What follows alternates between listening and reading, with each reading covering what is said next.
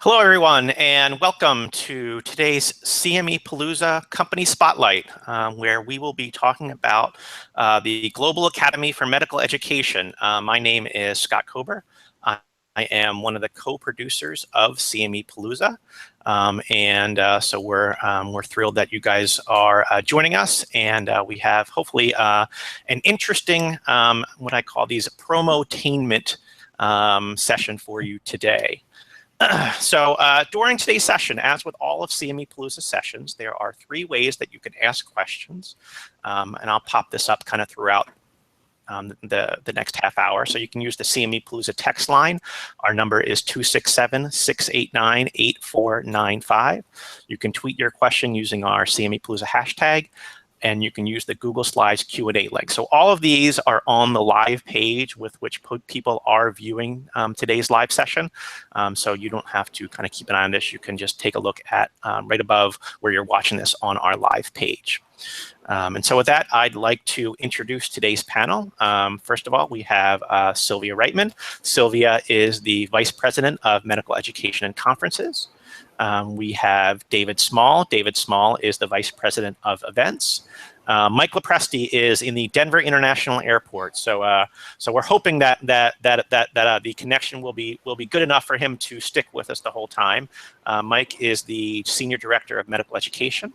And finally, we have Marty Stevens. Marty Stevens is the Director of Business Development Oncology for Global Academy for Medical Education. So I thought as we start out here, Sylvia, maybe if you can give us a brief overview of your company to sort of familiarize our audience with who GAME is.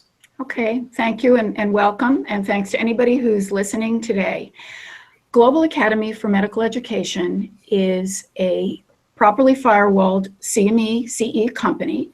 We are on the other side of Frontline Medical Communications, which is a major medical publishing company. And together we reach many healthcare professionals. We've been doing business for more than 50 years, and we do conferences, we do live activities, we do print, we do digital, everything that you can see on this slide.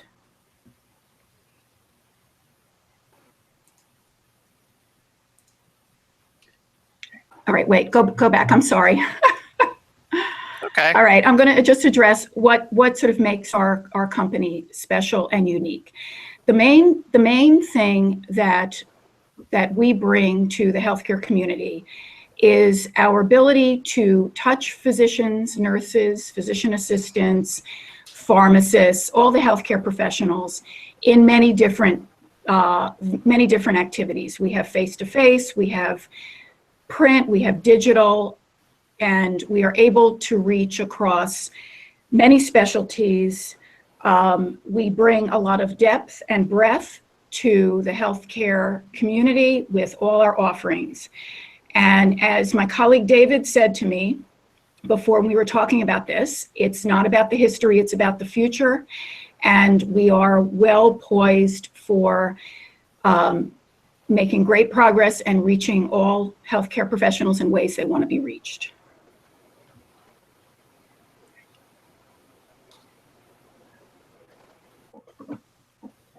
It didn't change it.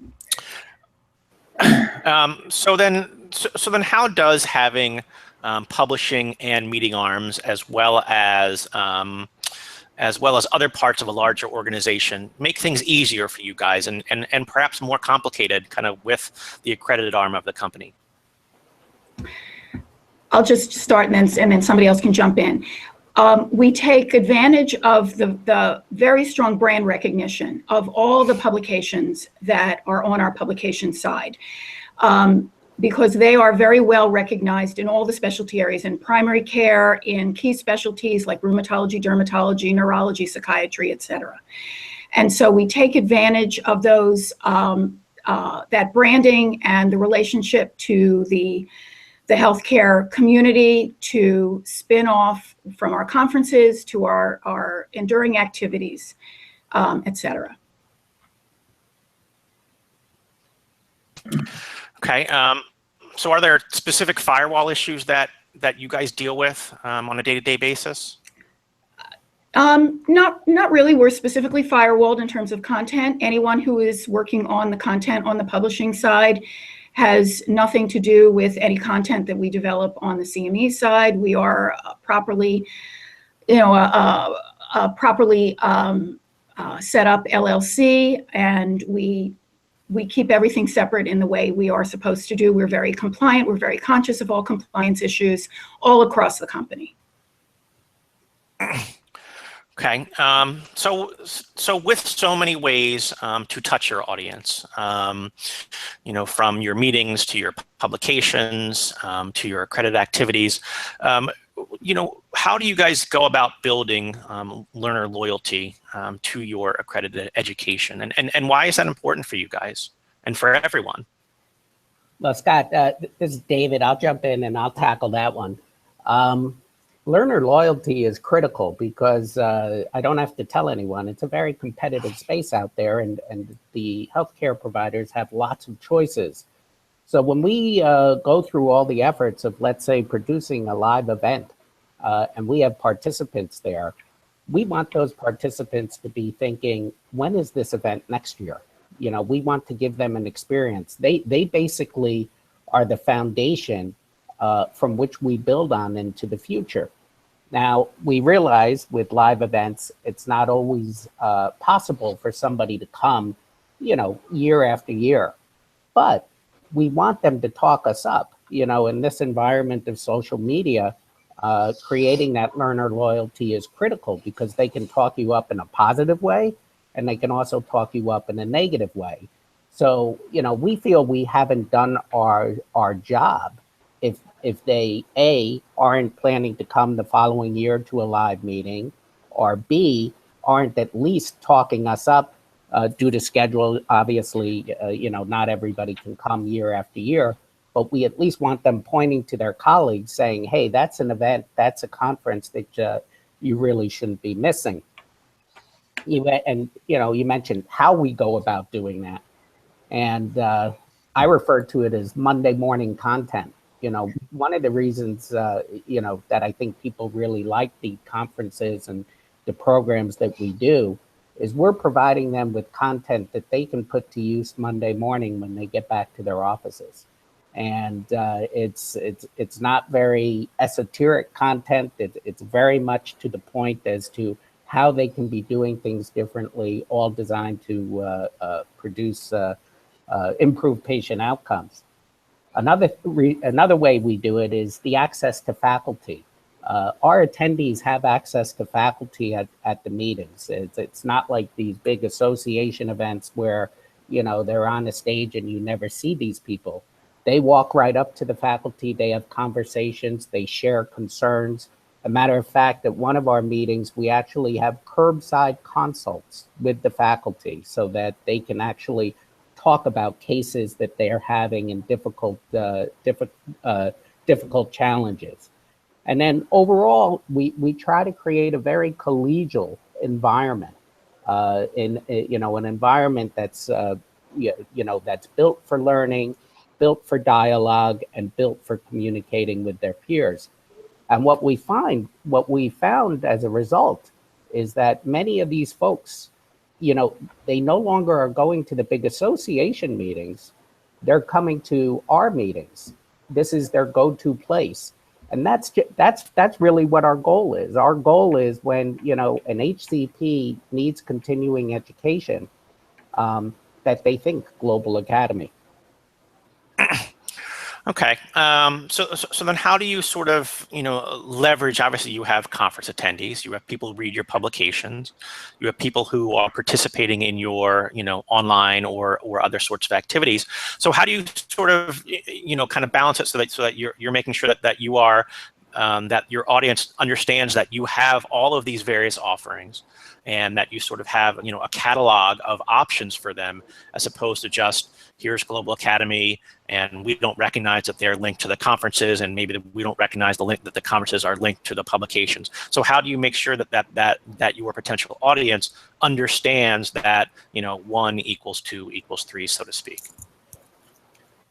Well, one of the ways I think we do that is, we do leverage the brands of our publication. For instance, let's say we happen to put on a pelvic anatomy and gynecologic surgery symposium.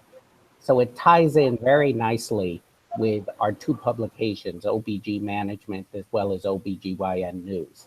So when somebody sees something coming from our event, they see those two publications with it, because they'll see it's in conjunction with the two publications.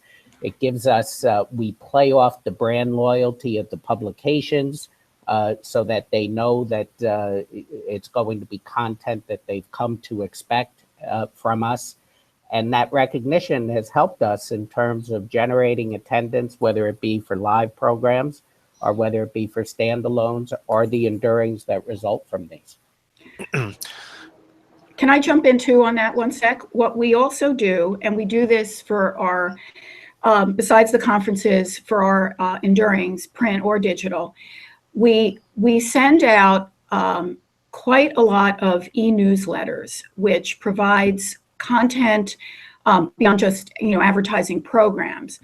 But if we're doing, for example, our Perspectives of Rheumatic Diseases meeting or our Hawaii Dermatology Seminar, we will send out newsletters. Sorry about that.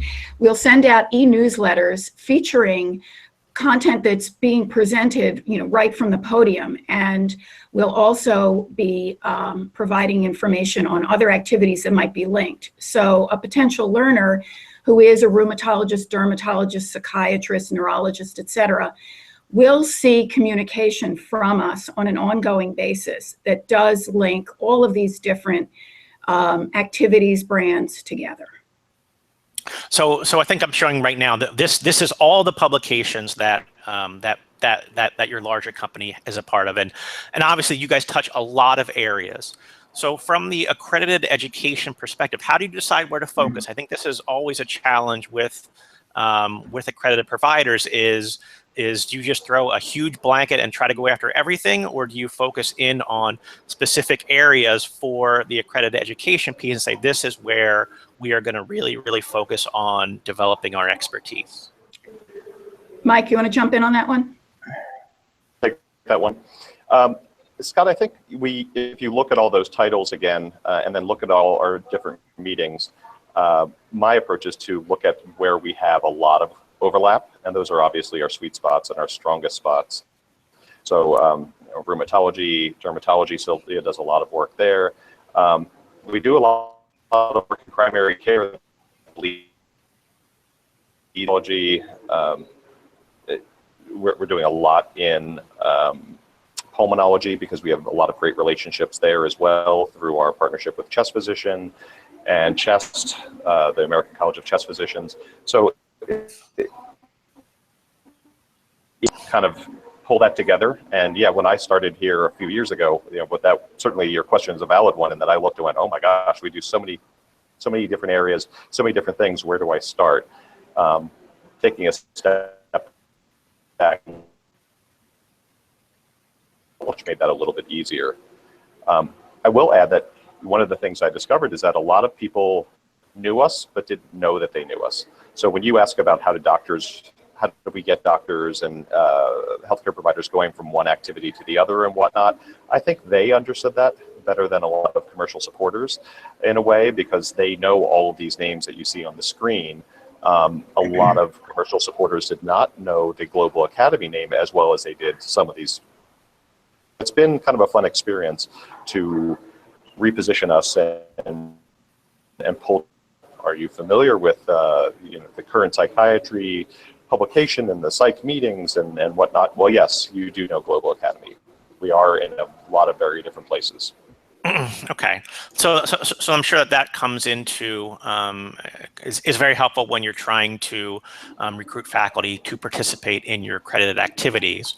Whereas even if they don't know Global Academy, you can say you work with our team from Rheumatology News, for instance, and it sort of kind of helps kind of gives you, I'm sure it probably gives you guys perhaps more credibility than, than others who are just kind of throwing out an invitation to somebody who doesn't know them and they've never worked with before. Well, and absolutely, and I can give two great examples. One is we recently put together a grant in the area of schizophrenia, and I was able to turn to David and say, David, who's a great name in schizophrenia? Dr. Nasrallah. And David was able to get him on the phone on a very personal basis, and we were able to talk with him about our concepts and work with him, develop them. He contributed to our needs assessment. Very, very easy for us to have access to him. Another great example, again with one of David's meetings, is we had somebody where we submitted a pretty last-minute grant, and we're able to work with David's faculty who are already at the meeting, symposium, at the program, do it with 350 people in the audience, and we pulled all that together within a month with great content, and everybody was very pleased. Okay. Having those relationships ahead of time was just huge. Now, is there ever a fear of kind of using the same people too much? I know that that's something that I've kind of heard and run into the past, is that okay, we're doing another psychiatry program, we need to use Dr. So and so, and you're kind of hearing the same voices and getting the same perspectives over and over. So is that a concern, or do you guys prefer working with the same people over and over again? Well, it's certainly a mix. If the name is big enough, yes, the thought leader is a recognized leader. We know we're going to get great attendance or great participation, but we can really look for the nuances there as well. For example, in rheumatology, Sylvia works with a lot of different rheumatologists that are top experts across the country, and if we need a certain area, a certain type of therapy, or a certain type of approach, or a certain part of rheumatology, Sylvia and I can work together figure out who is the best person for that, as opposed to using just a big name across rheumatology. So we can kind of hit the nuances. And then also, the relationships we have, they're so strong because, for example, Sylvia or David may have been working with someone for 10 years, 15 years, 20 years. We're able to work with them to also start building new thought leaders. For a perfect example, one of our partners in IPF, idiopathic pulmonary fibrosis, an advocacy group that we were working with was able to introduce us to a primary care physician who was well spoken on the topic, who we would not have known about otherwise. So we can use our relationships to build new relationships. Okay. Now, having such a diverse group of offerings as a company certainly is a positive, and yet you guys do partner with various groups and external associations on a pretty regular basis to kind of strengthen some of your programming. So how do you decide when to look externally as opposed to looking internally, and then how do you determine which partners are going to really add value to your education and sort of benefit your prospective learners?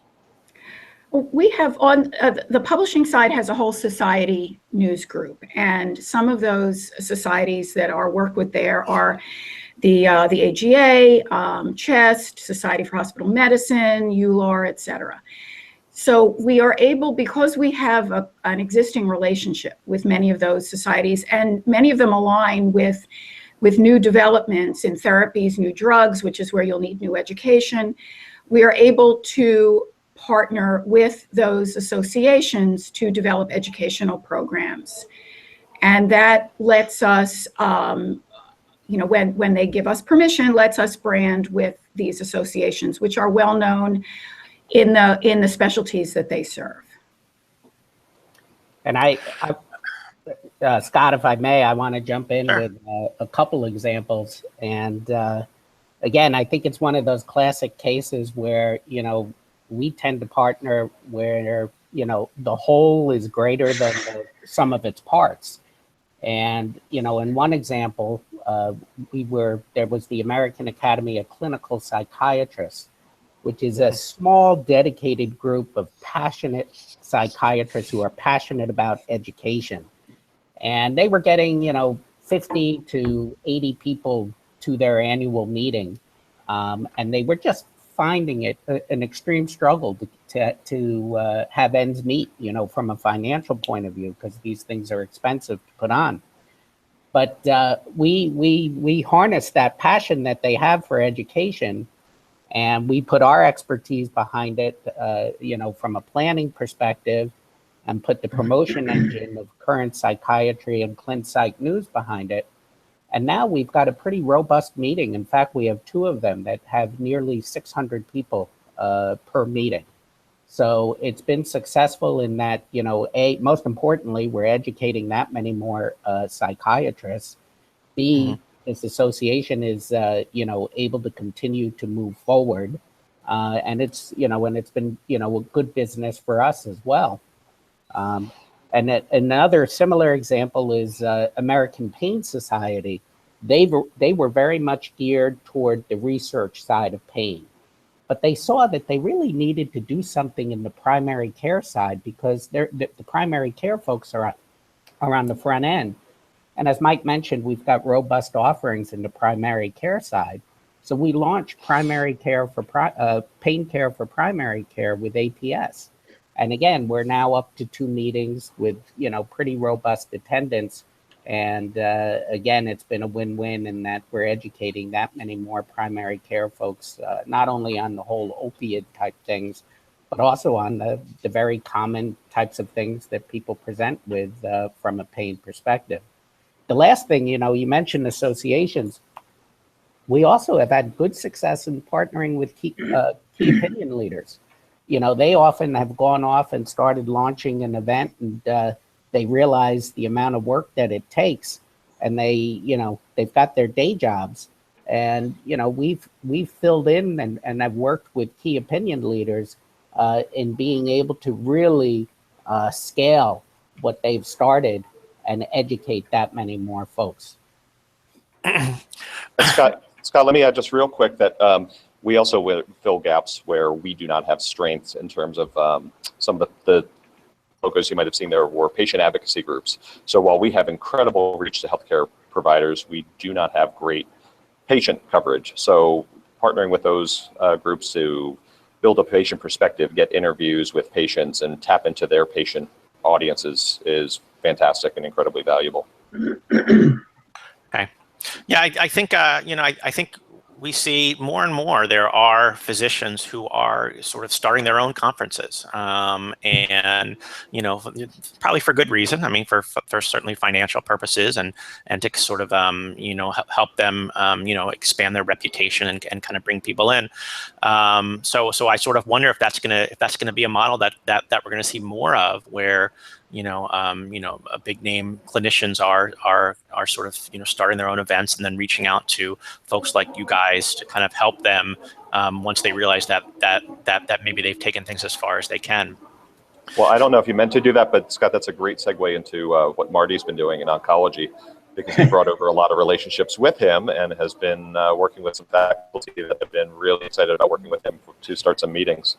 Yeah, and Scott, just to go further on what Mike just said, one of the things I brought with me was a group of people who wanted to start a meeting, and we were able to put it together. And our inaugural solid tumor case review meeting is going to take place in September in Chicago this year. I joined in August with some of these relationships with my previous experience in oncology.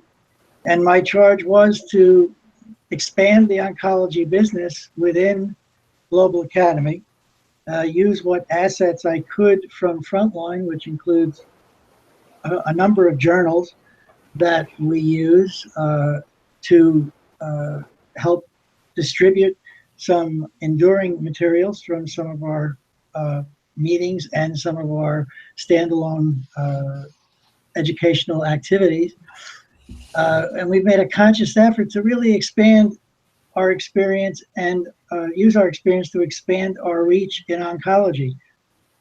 I spent 10 years in the oncology space and have developed quite a few relationships, and in the areas of lung cancer, in the areas of melanoma, and especially in the areas of hematology oncology.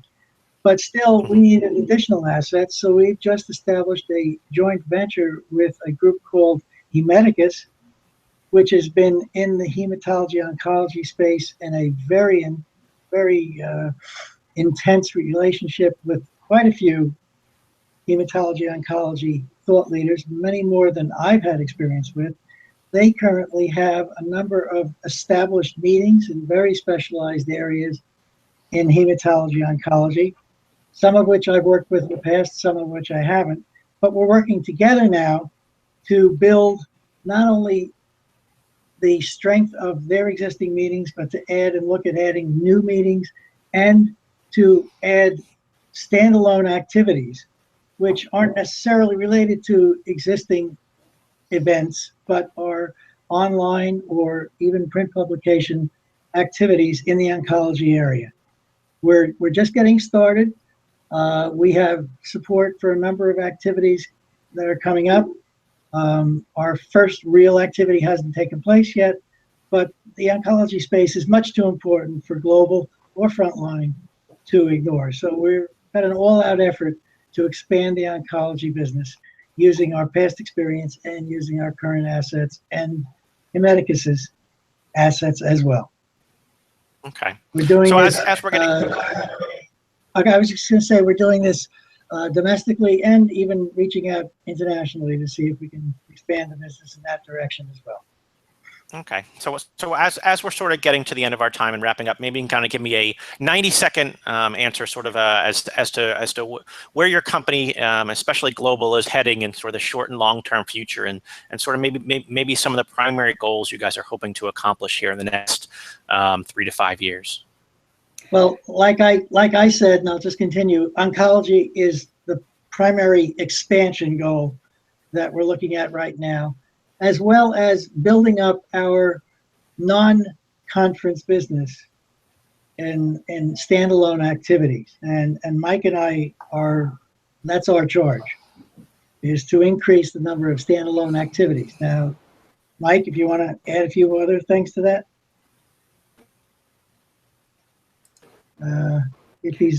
We may have lost him again. Yeah, I'm going to jump in. Okay, go ahead. One of our major goals, efforts, like everybody, is to really increase our digital footprint. We are in the process of completely relaunching our Global Academy website so that it can become an even better asset to potential participants, for supporters. It will have all the needed bells and whistles that everybody has become accustomed to. One thing that is very important is the mobile aspect of any program that we do, because we all live in a mobile world. I'm sure everyone is, on their phone. If you've been listening to this, you've probably been on your phone 10 times during this last half hour. And physicians, nurses, pharmacists, physician assistants, et cetera, are no different than anybody else. So that's our goal, to keep moving forward and take advantage of technology as technology improves, and just be able to bring education to the learner in the way that he or she would like to have it. All right. Well, terrific. Well, thank you. Thank you to all you guys. Now, if anyone is interested in getting any more information about Global Academy, you can certainly come visit them on their website, which is globalacademycme.com.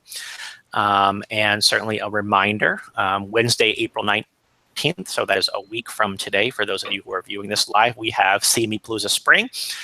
So here is our full live agenda.